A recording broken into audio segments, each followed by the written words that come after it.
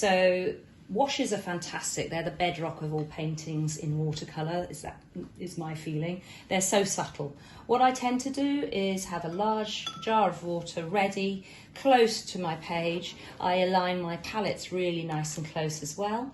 I preload them with paint so that I can actually wet these colours, and by doing that I'll have a lake of each colour alongside a blob of the tubed version. So I'm actually using tubed watercolour paints rather than pans.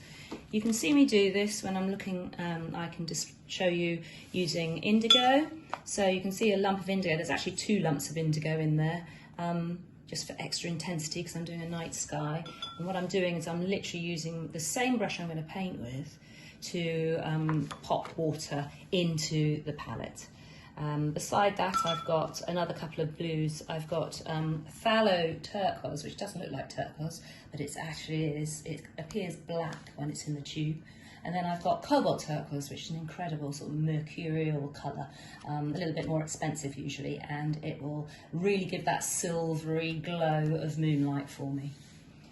So I've prepped my palette. I'm going to mix on the page, which is why the palette is not going to be used for mixing. I'm going to want to see the swirling mixes of paint in front of me. And I'm just going to apply this water onto the page. Quite often people get worried if I've got a little bit of colour in, if they have a little bit of colour in their water jar, but it really won't make any difference when you see how intense these colours are. So this is indigo going in, and what I tend to do is I start off with a sort of almost like a carrying wash, and I'm stroking the paint on. And it's probably best, if you're worried about marks within your wash, to almost think of it like mowing a lawn, going from left to right, or right to left if you're left-handed. So that helps get the cover. Really, it's quite a quick process. And the water is actually pulling the paint down the page, and look what's happening. I didn't wet the moon, which means that the paint's going right round it. It doesn't want to stop there. It's just flowing within the water. Yes, it needs to be helped a little bit underneath, but basically that is key to my technique. I do not need to worry about my whites so long as I wet the page all around them. So let's get closer to these blobs of paint now. I've actually got a solid blob on my brush, and look how swirly that is. That's more indigo going on, but much more thickly. So let's just wash that out, and I'll show you now. I'm going to add some ultramarine, a lovely sort of purplish blue.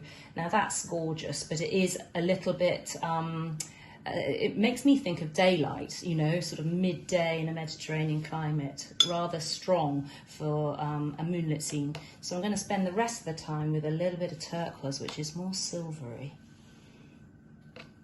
And watch it running down, and anything that happens that's interesting I like to keep. So when things whoosh, when there's a little bit of an intense bit of colour, even this curve doesn't matter.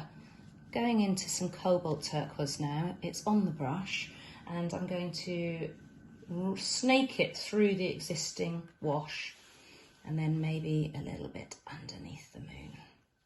So if you allow your paint to actually do the work, you'll see that these lovely effects happen. So one paint, this cobalt turquoise, which is thick, will push the thinner paints out the way. So indigo is much finer than this cobalt turquoise.